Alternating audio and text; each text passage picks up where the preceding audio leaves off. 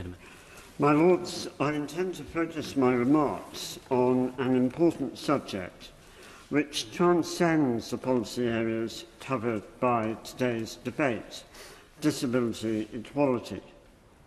Some noble lords may have heard that I have a new status since last we met. I have been abolished.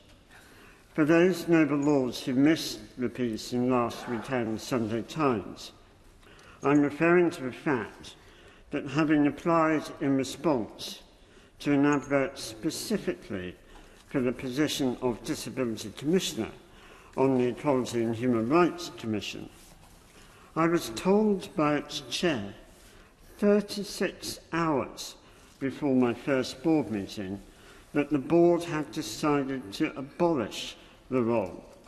In his words, the role was redundant.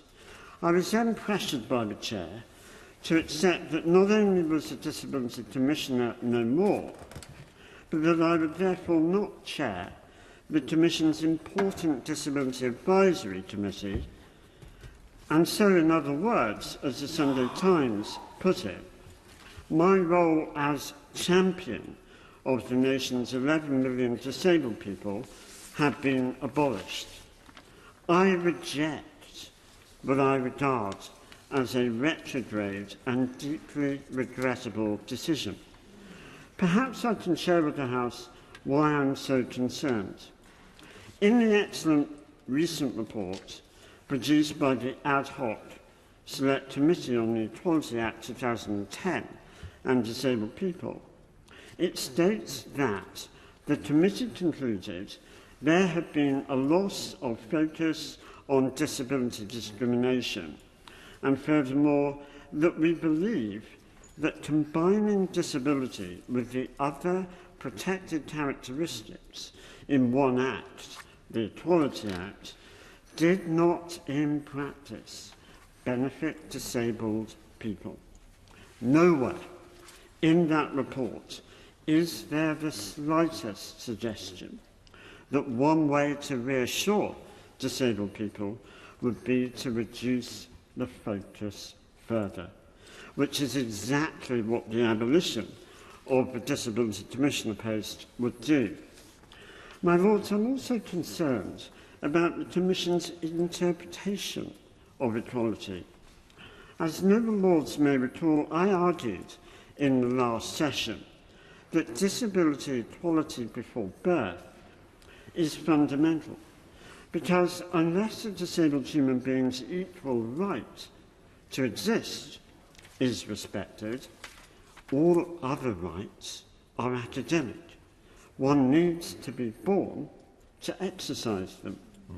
Otherwise, the situation whereby after birth I am somehow good enough to be in your Lordship's house, but before birth I am only good enough for the incinerator because of my disability, that situation, that discrimination on grounds of disability is perpetuated.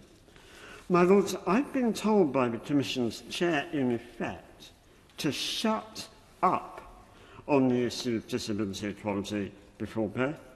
His exact, rather sinister words were, "I appreciate this approach. The Commission's approach would be a departure from your previous engagement in this field." What is the Commission's approach? He states, the Commission would have to agree its position on disability equality before birth based on an analysis of all relevant rights affected and consider whether and how to act on the issue through a prioritisation process based on strategic objectives. My Lords, since when was equality, and especially disabled human beings' equal right to exist, based on a prioritisation process and being weighed against the rights of other groups? Does this apply to other protected characteristics covered by the Equality Act? Is it okay to deny their equal right to life, specifically because of their protected characteristic? I think not, my lords. This is inequality. This is disability discrimination, perpetuated by the very equality body which I and every other human being diagnosed before birth with disability should be able to rely on to defend our intrinsic equality. Yet I have sadly discovered that I cannot do so. Indeed, within the last few hours, the Commission Chair has rushed out a letter to stakeholders highlighting the Commission's work on equality, presumably in anticipation of my speaking in this debate. And yet, that sadly confirms to me that the Commission is missing the point. The volume of activity is no substitute for a nominated disability champion in the form of a disability commissioner. It does nothing to lessen my fear that some non-disabled people see themselves as passionate advocates of equality, but it's equality on their terms, on non-disabled people's terms. That has to change, and as Disability Commissioner, I will ensure that it does change. My Lords, in conclusion, perhaps the most chilling aspect of all of this is that no one was meant to know about the situation in which I find myself, because I was meant to acquiesce. Indeed, at one point I was asked not to mention it to other disabled people for fear that it would leak. I'm not requesting that the government get involved. This is a struggle for equality between the Commission and me as a disabled person. But, in conclusion, I do want to thank all noble lords who have encouraged me to stand my ground, to refuse to accept that this is a done deal, and who have asked how they can help.